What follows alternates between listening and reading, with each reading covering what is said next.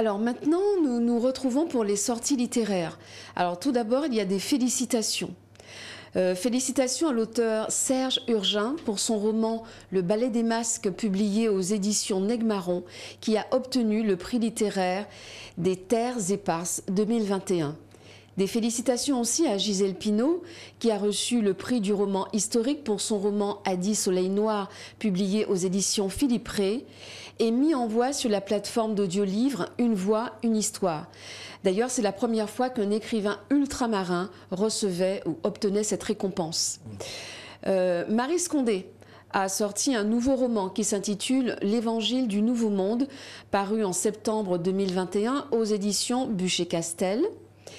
Gisèle Pineau aussi a écrit un dernier roman qui est sorti donc en mai 2021 aux éditions Caraïbes Éditions, qui s'intitule La couleur de l'agonie. Sur la plateforme Une voix, une histoire, qui sont aussi des éditions, L'Armée des esprits, un roman de Franck Lacombe, mis en voix et paru, comme je le disais, aux éditions Une voix, une histoire. Le Vieux Nègre,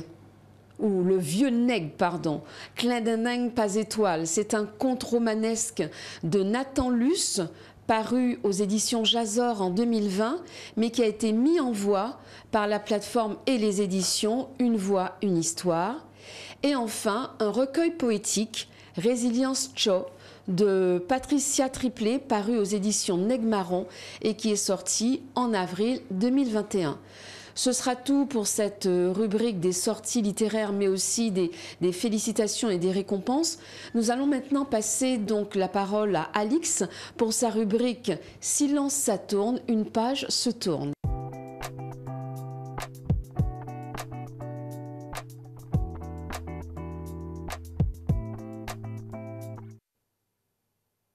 Bonjour. Aujourd'hui, je vous propose l'adaptation d'un roman de science-fiction publié en 1990 et écrit par Michael Crichton, Jurassic Park. Jurassic Park est le 17e roman publié par Michael Crichton après la variété Andromède, L'Homme Terminal, Un train d'or pour la Crimée, Congo et Sphère, des ouvrages qui, pour certains, ont également été adaptés au cinéma. En ce qui concerne Jurassic Park, l'auteur conçoit d'ailleurs la première ébauche de son futur roman en 1983 sous la forme d'un scénario de film dans lequel une technologie génétique permet de recréer un dinosaure. Faute d'être satisfait de son histoire, il la retravaille pendant plusieurs années pour la rendre plus crédible. Il a alors l'idée de se faire dérouler l'histoire dans un parc d'attractions et écrit une première version du roman dans lequel l'évasion d'un dinosaure est relatée du point de vue d'un jeune garçon. Mais ses relecteurs habituels détestent tous le résultat et il en est de même pour les versions suivantes, malgré les corrections qu'il y apporte. Il finit par comprendre que l'histoire fonctionnerait mieux racontée du point de vue d'adulte et la réécrit en ce sens avec succès. Petit résumé. 1989, sous la direction du milliardaire John Hammond, une équipe de généticiens est parvenue à redonner vie à des dinosaures à partir de leur ADN fossilisé. Ces derniers sont destinés à peupler un parc à thème baptisé Jurassic Park, construit sur la Isla Nublar, une île située au large du Costa Rica. Avant l'ouverture officielle au public, Hammond convie le paléontologue Alan Grant, la paléobotaniste Ellie Sattler, le mathématicien Ian Malcolm ainsi que Donald Gennaro, l'avocat qui représente les actionnaires du parc, à visiter l'île. Sont également du voyage Tim et Lex Murphy, les deux petits-enfants du milliardaire, en tant que visiteurs privilégiés. Mais l'aventure tourne au cauchemar lorsque l'informaticien Denis Nedry désactive les systèmes de sécurité afin de dérober des embryons pour une entreprise rivale. Les clôtures étant devenues inoffensives, les dinosaures s'échappent de leurs enclos et commencent à semer le chaos sur l'île. Sorti en 1990, le roman relate une fiction se déroulant en 89. À l'inverse de ce que l'on pourrait croire, celui-ci n'est donc pas un roman d'anticipation, mais bien une critique des dérives technologiques en cours. Crichton met en garde le lecteur contre les dangers des manipulations génétiques, la relation entre l'homme et les espèces animales et la violence d'une nature pouvant reprendre ses droits à tout instant. Véritable best-seller à sa sortie, Jurassic Park a relancé l'intérêt du public pour les dinosaures et la paléontologie, intérêt décuplé par l'adaptation cinématographique de Steven Spielberg en 1993.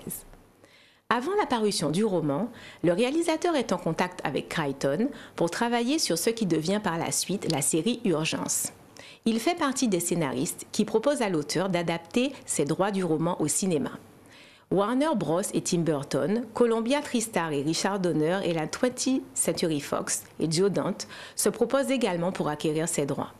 Mais c'est finalement Universal qui les obtient en mai 90 pour Steven Spielberg au prix de 2 millions de dollars. Crichton fournit les premières versions du scénario, mais laisse ensuite Spielberg le faire retravailler à sa guise. Le travail de l'auteur consiste principalement à raccourcir, simplifier et proposer des compromis dus à des contraintes budgétaires. C'est un livre indéniablement long et le scénario ne peut garder qu'entre 10 et 20% de son contenu environ. Le scénariste David Koepp rejoint ensuite le projet. Il reprend de nouveau le scénario et utilise notamment l'idée de Steven Spielberg d'un dessin animé montré aux visiteurs du parc afin de remplacer la longue exposition du roman de Crichton. Cela participe à rendre le film tout public, contrairement au livre qui s'avère plus scientifique et bien plus violent. Ainsi, dans l'ouvrage, la mort du personnage de Nedry est atroce, aveuglé par de l'acide et éviscéré tout en ayant la tête qui craque sous les dents d'un dinosaure, scène totalement impossible à diffuser pour une production qui se veut divertissante et familiale. Spielberg va donc tout miser sur le côté majestueux et spectaculaire des dinosaures, mais encore faut-il avoir les effets spéciaux qui vont le lui permettre. Les droits obtenus, Spielberg monte aussitôt son équipe technique et engage Phil Tippett pour donner vie aux dinosaures avec la méthode de stop motion, qui consiste à animer une marionnette image par image et qui a été rendue populaire par les films King Kong et Le Choc des Titans. Mais tout est remis en question quand ILM, la célèbre société d'effets spéciaux de George Lucas, procède à un test avec des images de synthèse plus vraies que nature. Les dinosaures seront alors réalisés en 3D pour les plans larges. Et c'est donc Dennis Muren qui devient superviseur des effets spéciaux, à qui l'on doit notamment le Terminator en métal liquide. En ce qui concerne les plans rapprochés, c'est Stan Winston et son studio qui se chargeront des gigantesques animatronics nécessaires pour donner vie aux dinosaures.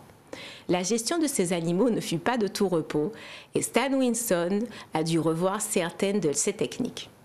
Le T-Rex devait être manié manuellement à l'aide de perches et de câbles par des opérateurs se déplaçant tout autour de lui.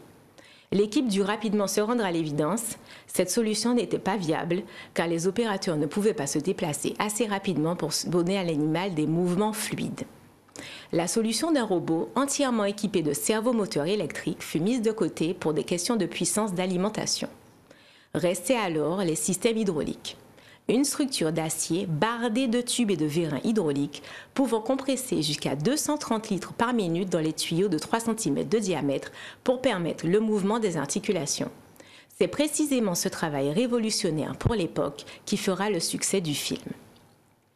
Le paléontologue Jack Horner est engagé pour superviser quant à lui les designs pour satisfaire le désir de Spielberg de représenter les dinosaures comme des animaux plutôt que comme des monstres.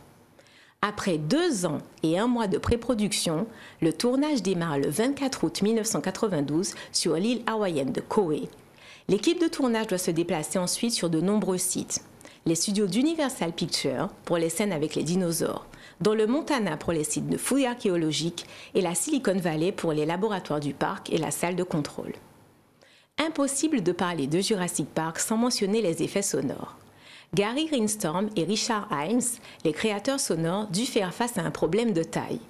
Personne n'avait la moindre idée de ce à quoi pouvait ressembler un cri de dinosaure.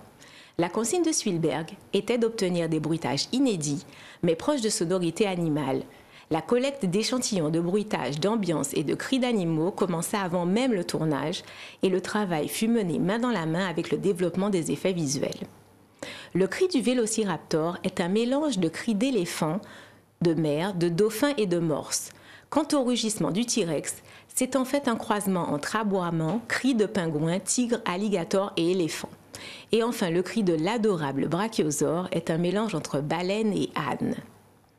D'ailleurs, une autre révolution technique pour l'époque, la création du son DTS Digital Tier System, qui permet un rendu sonore sur 6 canaux différents, renforçant l'impact et l'immersion de façon impressionnante. À sa sortie, Jurassic Park est tout de suite un succès mondial. C'est le plus gros succès financier jamais réalisé jusque-là devant E.T. l'extraterrestre, précédent détenteur du titre.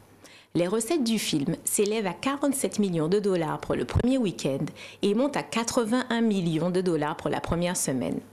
Le film est resté numéro 1 pendant 3 semaines et a fait gagner au total 400 millions au niveau national et presque 1 milliard de dollars de recettes dans le monde entier. Les dinosaures plus vrais que nature se déplaçaient à l'écran sans avoir l'air de vulgaires marionnettes. Spielberg a su habilement mêler animatronics et images de synthèse pour donner vie aux dinosaures selon les critiques. D'ailleurs, Jurassic Park a été récompensé de 3 Oscars pour le meilleur son, les meilleurs effets visuels et le meilleur montage sonore. Il est aujourd'hui considéré comme un film marquant des années 90, blockbuster indémodable et chef-d'œuvre de Steven Spielberg. Le film a connu plusieurs suites. La première, Le Monde perdu, sort en 1997, réalisée aussi par Spielberg. Elle est l'adaptation d'un autre roman de Crichton, Le Monde perdu. Le troisième volet de la série, Jurassic Park 3, a été réalisé en 2001 par Joe Johnston. Il est annoncé comme le dernier film de la franchise. Mais en 2007, l'envie de Spielberg de réaliser un 4e volet se fait sentir, et pour ce faire, il compte sur son spécialiste des effets visuels précédents, Stan Winston. Mais pendant l'écriture du scénario en 2008, Stan est emporté par une longue maladie, ainsi que l'écrivain Michael Crichton. Le projet est ainsi abandonné par Spielberg.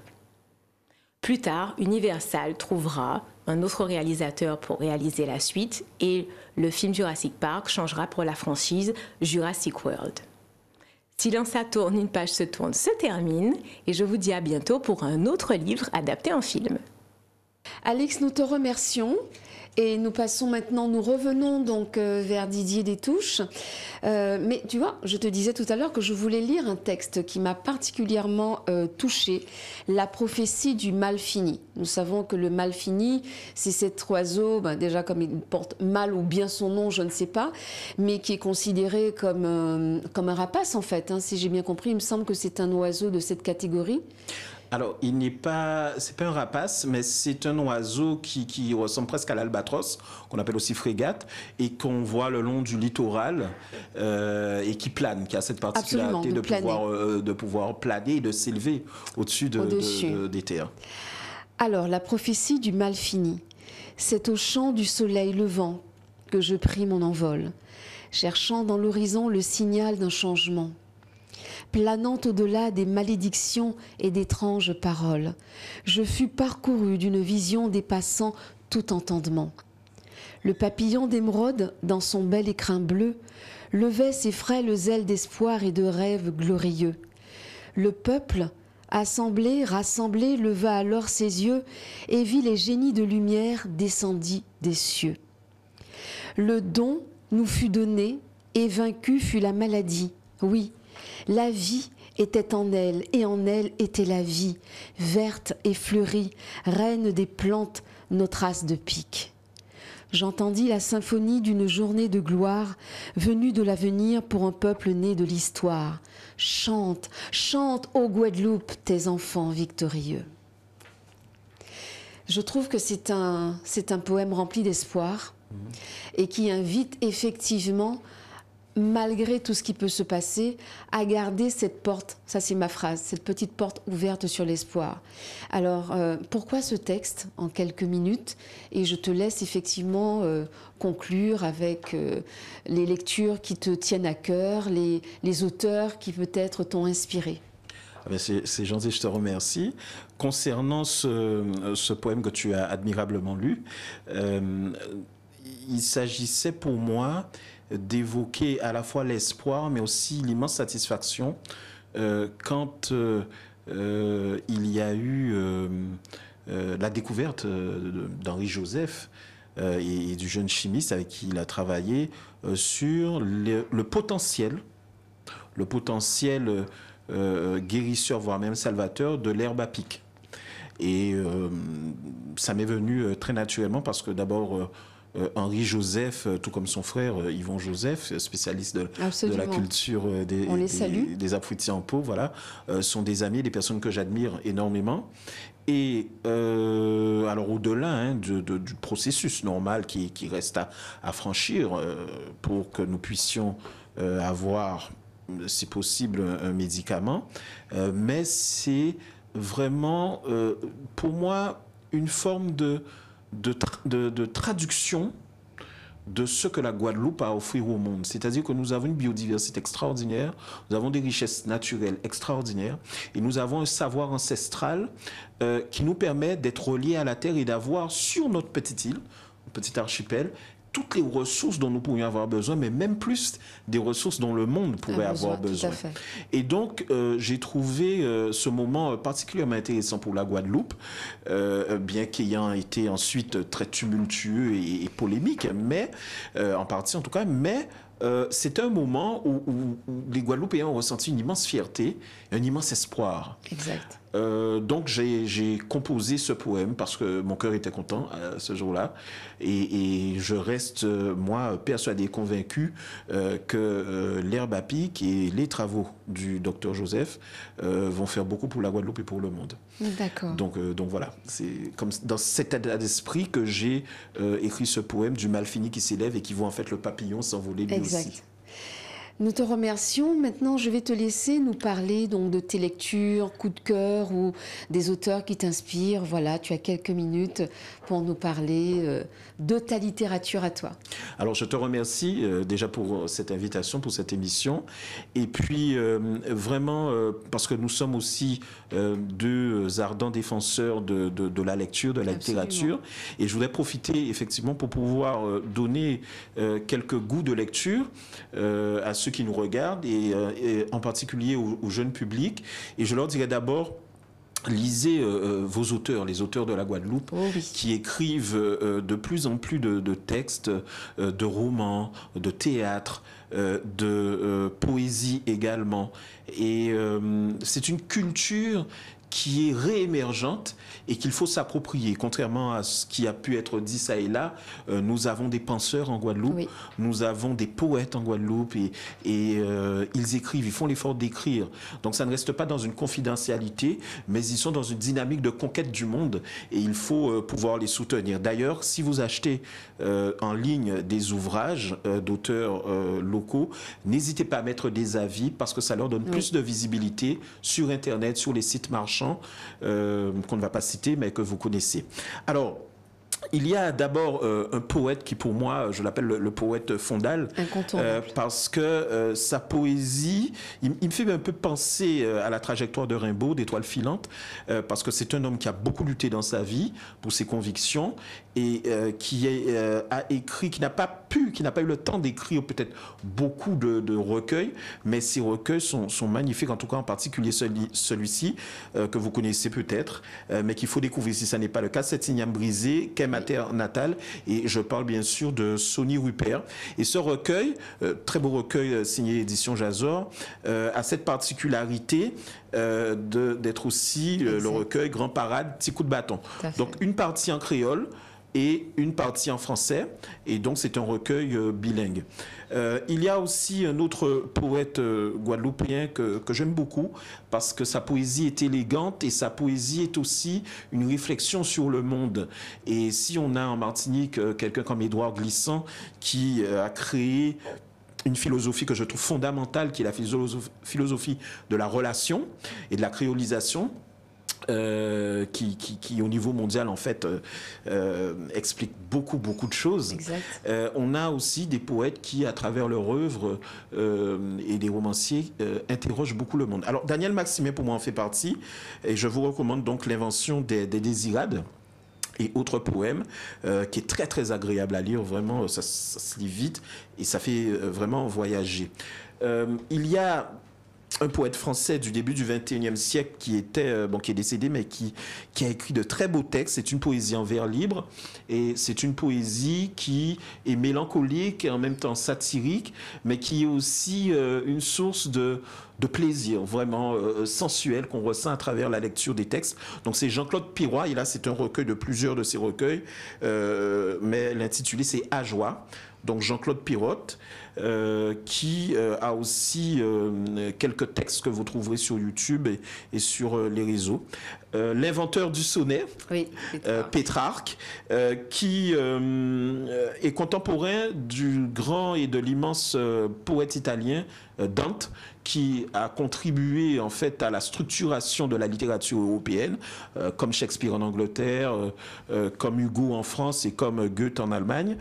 Et dans ce recueil, vous avez des sonnets qui sont d'une modernité assez extraordinaire, parce que Dante, c'est quand même à cheval entre la Renaissance et le Moyen-Âge. Et donc, vous avez là la quintessence de ce qu'est un sonnet dans le plus pur style de l'art. Alors, il y a les sonnets italiens, les sonnets français, mais là, bien sûr, ce sont des sonnets de style italien. Et puis ensuite, un auteur qui membre de l'Académie française et symbole aussi de cette diversité qu'il y a en France, mais qui peine un peu à être vraiment, oui, tout à fait. vraiment établie à la hauteur de ce qu'elle pourrait être. Mais bon, comme Daniela Ferrière, c'est un membre de l'Académie française. Mais lui, c'est quelqu'un qui incarne la sagesse chinoise à travers des textes français d'une qualité, d'une pureté exceptionnelle. Donc c'est un maître dans l'art des quatrains, donc ces poèmes structurés autour de 4 vers uniquement. Et je vous recommande ce petit livre qui s'appelle 5 méditations sur la beauté. Et je trouve en fait que c'est la plus belle introduction, même s'il ne l'a pas conçu ainsi, mais c'est la plus belle introduction à la poésie en fait qu'on puisse faire, parce qu'il s'agit vraiment de méditation, non pas de philosophie ou de réflexion, et c'est bourré de petits exemples de la vie quotidienne.